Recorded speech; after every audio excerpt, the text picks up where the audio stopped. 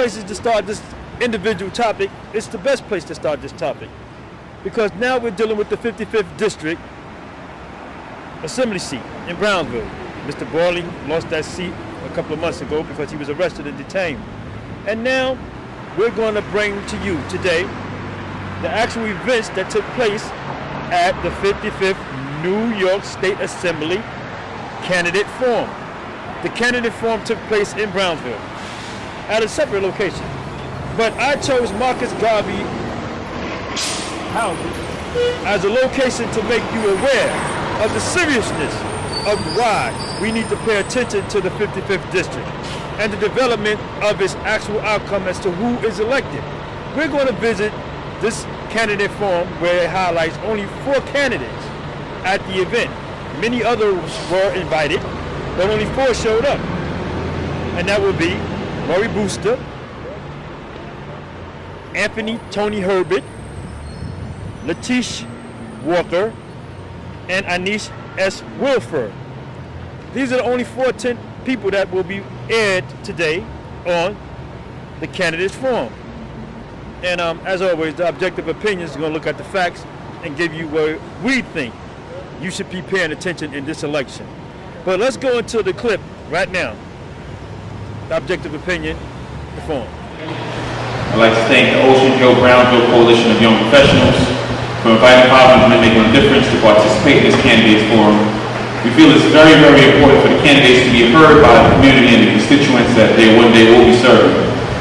The one thing that we actually wanted to make sure that we were a party to is that it was a fair, impartial, unbiased forum. The one thing that we can ask ourselves as community-based organization to do, we work for the community. So what we want to do is make sure that these individuals that will one day, one of these people I do feel sure will be the candidate for the Assembly District coming out of the primaries.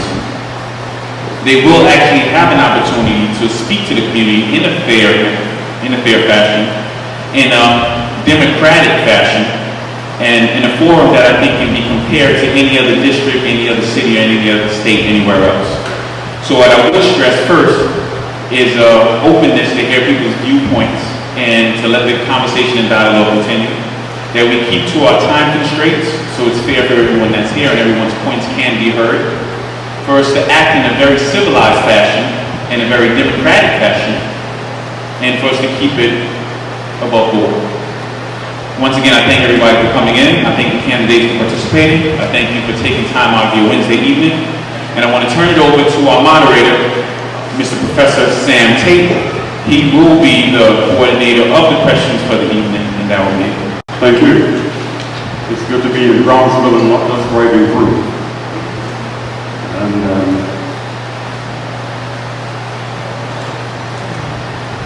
we've already drawn numbers. Okay, we talk about the rules very quickly, and then we shall begin. There will be 2 minutes for the opening remarks. We have a timekeeper, and the timekeeper will signal when your 2 minutes is coming up. In fact, when you have 30 seconds, and then when you have no time, and he can come grab you if he thinks you're talking long enough. I'm sorry? Yes, the timekeeper. So you have 2 minutes for your opening remarks, you have 2 minutes for each question, and there is a 1 minute rebuttal. After that, there is a 2 minute closing statement as we get close to closing session. Let's welcome Ms. Laurie Boozer.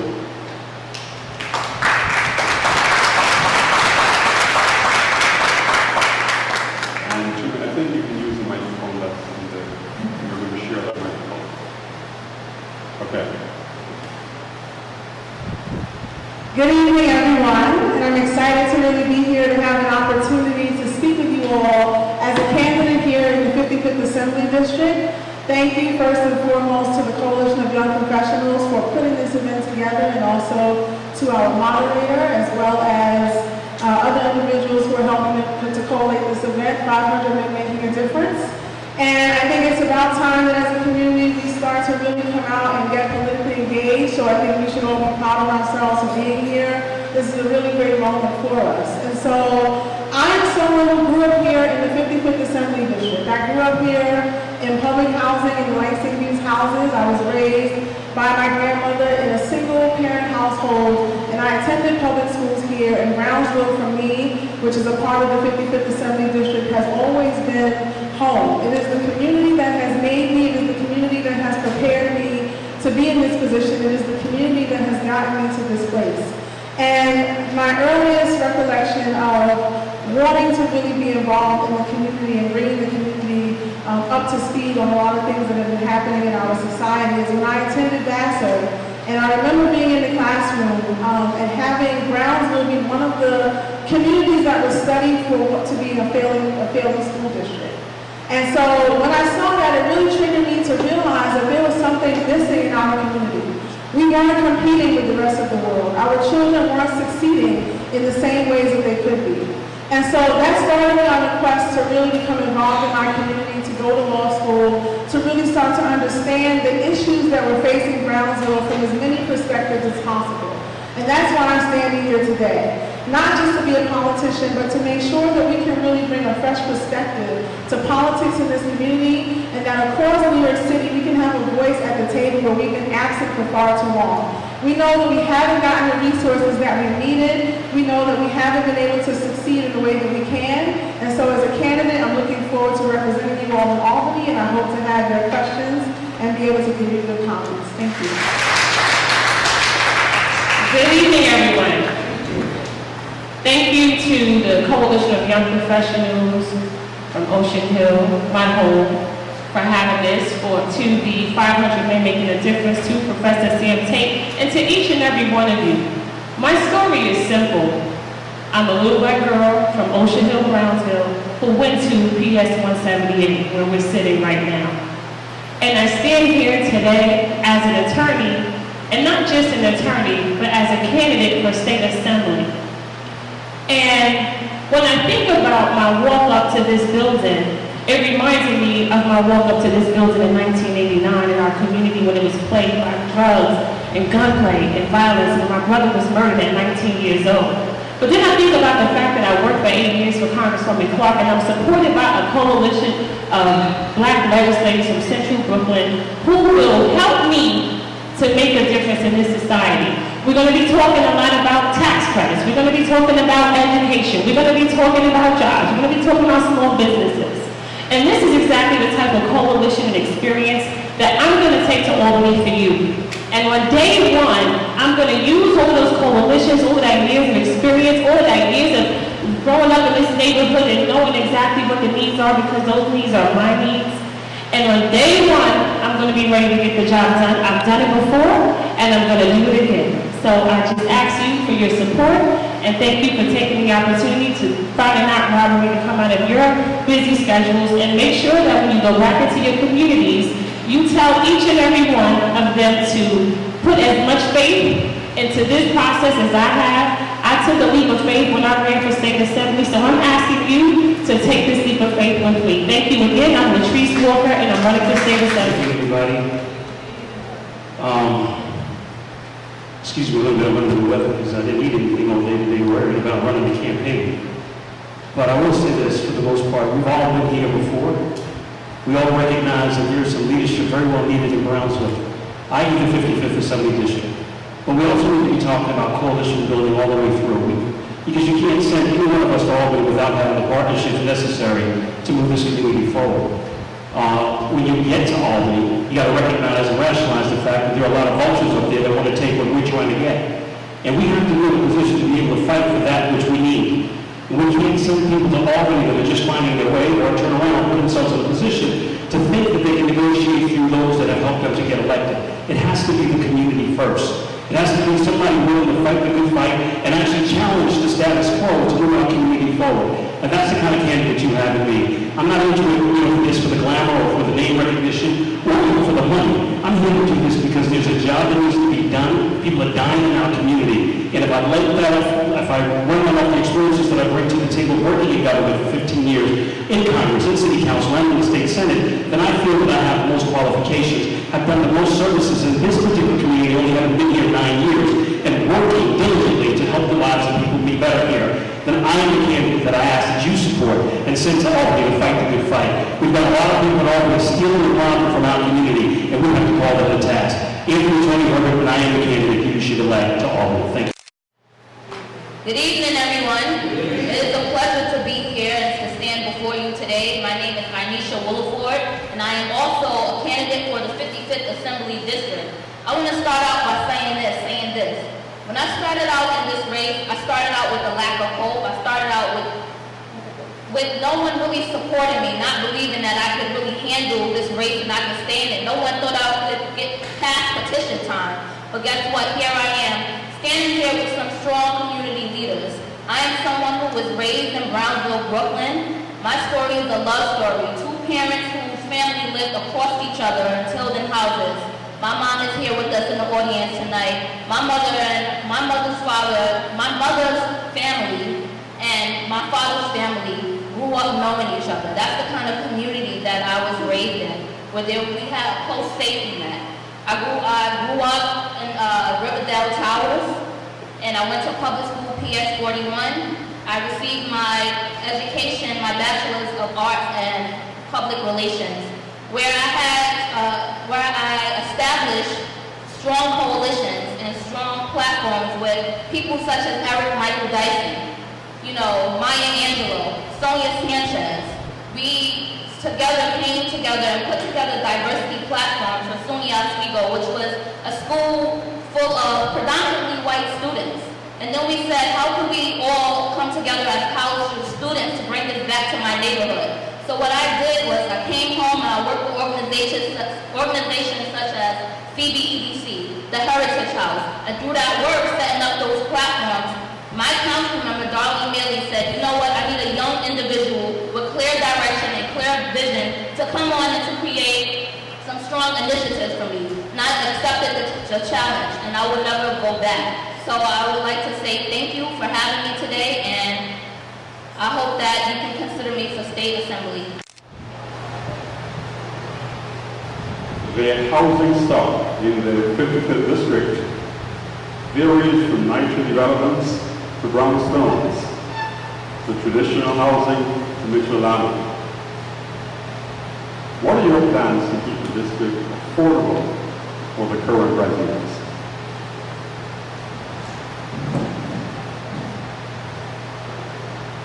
I like this question. So for those of you who don't know, I work for an organization called Housing Court Answers, and we provide information and housing courts to individuals who are facing eviction. So we try to help keep individuals in their apartments. And I have a number of years of experience in housing. I've worked in the homeless shelter population with victims of domestic violence, helping them to have access to affordable housing.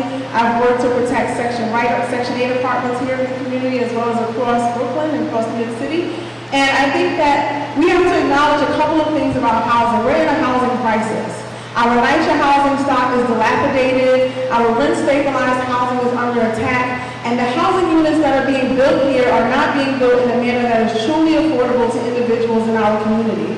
So as someone going to Albany, as someone looking to fight for you on this issue, the first thing we need to do is address the NYCHA problem. That is the best form of low-income housing that we have here in New York City. We need to make sure we improve their quality of life by giving them access to the repairs that they need, and also advocating for state funding for NYCHA. NYCHA was defunded under the Pataki administration, both operationally and in terms of their capital funding. So we need to advocate for that at the state level. When the rent laws come up for vote in 2015 in Albany, I pledge to be the assembly person that will vote in favor of maintaining the rent stabilization laws so that we can keep that housing stock intact. Voting to make sure we can get rid of vacancy decontrol when a rent stabilized apartment comes out of rent stabilization and goes into the general housing stock. That will preserve and protect the rent stabilized apartments that we have here in the city. Making sure that when we build affordable housing, we're not just using an 80-20 model, we're using a 50-30-20 model, which will incorporate low income, middle income, as well as higher income individuals into buildings that would be more affordable. Making sure that we can give our individuals in the community who want access to home ownership a pathway to home ownership. So within all of those areas, those are the things that I would support to make sure that housing in this district, so that we are not gentrified, is protected. Thank you. You know, I think my opponent says it best. A lot of the stuff that she has worked on is definitely the issues in our community. But we need to go one step further with all that. We have a mayor that has pledged $3 billion to come into our corridor with regards to affordable housing development. One of the issues that relates into that for the most part and is happening in Upper Manhattan is the corridor situation, where we're talking about building affordable housing on the backs of taxpayers, and at the same time turning around and telling them that they need to be segregated, they can't go through certain doors. We have to be very mindful and protective of the fact that that doesn't come into this corridor.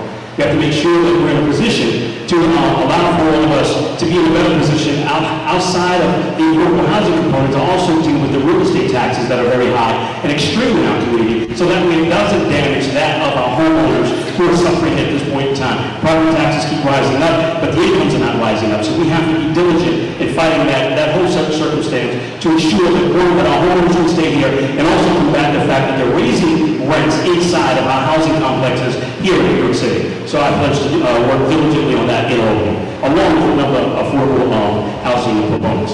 Okay? Affordable housing while boosting the economic development in our neighborhoods. And I think we need to begin being innovative. NYCHA is losing a lot of state and federal funding. One of the things we need to take a look at is what the residents want. And a lot of residents are interested in turning their units into cooperatives. This is a way that we can keep people in affordable housing while also creating an economic development boost. But also someone going into the assembly looking at bills that already exist, such as 421A, and creating, which is also going to be leaving in 2015. How do we revisit 421A, which allows developers to have a tax credit while we have certain units that's for affordable housing? So we need to look at those existing bills and say, how do we go and revitalize them? How do we go and make sure they work for our community? Thank you. Well, one of the things that most people know about me, I'm from a building called Prospect Plaza. And Prospect Plaza used to be a NYCHA development where it's now torn down. If you walk down on Saratoga and Park Place, you see dilapidated rocks. And one thing that I know about it is something that's about to happen right now with Choice Neighborhoods. There's a grant that's going in right now, a grant application, where they're trying to do it all over again to NYCHA. So one of the things that I want to do, and there's actually 9 NYCHA developments that are involved in this process. So we're going to fight. I'm going to make sure that what happened with Prospect Plaza doesn't happen again. Right here in Atlantic Towers, we're facing a situation where Mitchell Lama developments are under siege. We're going to make sure that the money that the governor said that he was going to do to replace and make sure that he preserved Mitchell Lama housing stays Mitchell Lama. The same thing that's going over in Marcus Garvey Village. As it relates to affordable housing, we have a lot of projects we worked on like that. Like my opponent once said, 421A is a very important tax credit, but we're going to take it a step further. We're also going to go and get J51 tax credits, so that many of the churches and other commercial business owners who own development can use those tax credits also to undergird some of the development that's happening in our community. So that's my plan. Now, if we are going to give a rebuttal, there can only be one rebuttal. Per question. Per question. One rebuttal. I will allow one rebuttal per question. So I guess it's who gets their hand first. Okay, I'll allow you 1 minute rebuttal. To clarify, with regards to affordable housing, I think Ms. Walker brought up the fact that the government has the ability to preserve Mitchell Lama housing. I think the real issue for Mitchell Lama housing is that if it was built before a certain time period, it has the ability to be considered for rent stabilization. So we want to make sure that our Mitchell Lama housing can stay Mitchell Lama, but when it comes out of Mitchell Lama, that we're making sure that rent regulations at the state level are protected and that we're advocating for those units in our community, like Atlantic Towers, who may qualify to go into rent stabilization. I believe if they were built before 1974, that they have the right and the ability to do that. And so I think that that's what we want to make sure that we're doing when we're looking at Mitchell Lama housing. Now, Mitchell Lama housing was created to be a middle-class housing stock. So in other words, if you were in NYCHA, you would be transitioning into something like a Mitchell Lama apartment. And then from a Mitchell Lama, you would have the option to buy or transition into home ownership. But the system is so broken here in New York City with affordable housing that it doesn't work that way. Thank you. The Coalition of Young Professionals surveyed residents of this community. and most appreciated the visible presence of the police on the street, but they said that public safety remains a concern. How do you plan to partner with local precincts to ensure community remains safe while also encouraging better relations with residents? You're number two. That's your 2 minutes. Well, I mean, I've been a proven fighter in this community for the last 7-8 years, dealing directly with relationship building between police and the community. I've been dealing a lot with the gang and gun violence that, persist in a lot of our communities. So one of the things I think that we need to do first and foremost is that open door policy. That we need to get commanding officers to come out into the community and talk with our residents. We were fortunate enough to do something like that on Chauncey Street just not more than a couple of days ago, where a young man was actually quasi-brutalized and taken into custody for some loud music that was being played on the street. The unfortunate part about that is that the police in that particular situation did not handle that accordingly. I did get that phone call at 12 o'clock. We were able to foster the relationship with the commanding officer of the precinct, and then henceforth we were able to open up the doors of communication with them going further with regards to how they deal with block permits and things of that nature on that particular strip of Chauncey Street. So it's that kind of relationship building that I'd like to help foster going forward.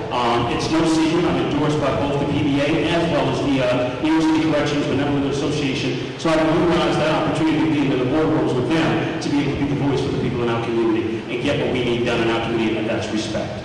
Coalition of young professionals surveyed residents of this community and most appreciated the visible presence of the police on the street. However, they said that public safety remains a concern. How do you plan to partner with local precincts to ensure this community remains safe while also encouraging better relations with residents? 1 minute. This is one of my favorite questions because I am the director for youth programming, and I talk to a lot of the young adults and see how they feel towards police attitudes.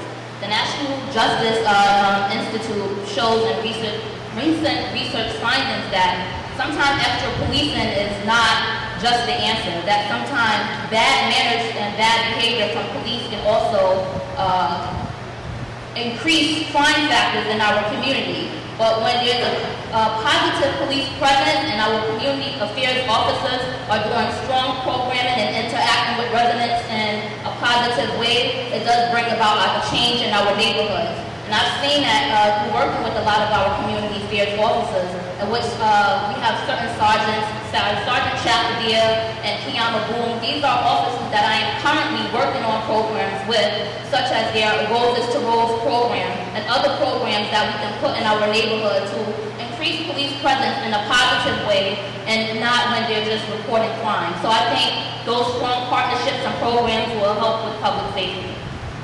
Opportunity to do as clerk in criminal court and really gain a strong understanding of the criminal justice system as it affects communities like Brownsville as well as young men of color. And I was able to mentor in Crossroads for a period of time and talk to a lot of young men in the community. And we know that we have the broken windows theory here, which has not done us well. We have the highest number of percentages of quality of life crimes. I got a ticket for walking through the park. We know that stop and frisk has been overused in our community. We have spotlights and police cars everywhere, and it really amounts to over-policing. So we need to bring back community policing by working with our police to improve the relationships that we have with them, having more activities and programs with our young people and the police department, and really engaging the community in police practices. Also making sure that we're protecting our seniors, making sure that they have access to safety to traverse the neighborhood, and also making sure that we're improving quality of life as a whole. We know that when we improve quality of life, that crime is also going to be impacted and will go down as well. Thank you, Ms. Boozer. Well, one of the things that I consider to be my life work is as an attorney representing so many young people with respect to stop and frisk. And one of the issues that we always find, we're told them to contact CCRB, but we know that that story is always a one-sided story, which is why I support our public advocate, Letitia James, and her new proposal to put cameras on police vehicles. And I know that she is also endorsing my candidacy, and she looks at me to be a partner in Albany with her to make sure that this type of apartheid South Africa living in our neighborhood really comes to an end. And that way, our young men get an opportunity to tell their story as well. We know exactly what's happening out in our streets. We know that crime is really high. We know we got to do something about it. But we also know that community policing is something that is very necessary. We also understand that when you bring in rookies into our neighborhoods, that's the setup for failure.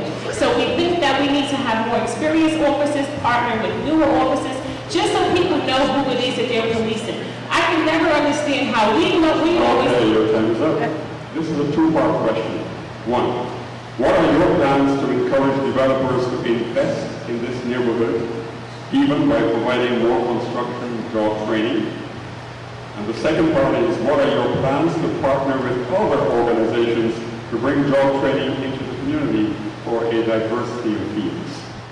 One of the things that I can speak about that I am already doing is working with our city council member. We are working with the Youth Civic Engagement Program in several houses, where I went and sat with the young men and women and see what is it that they needed.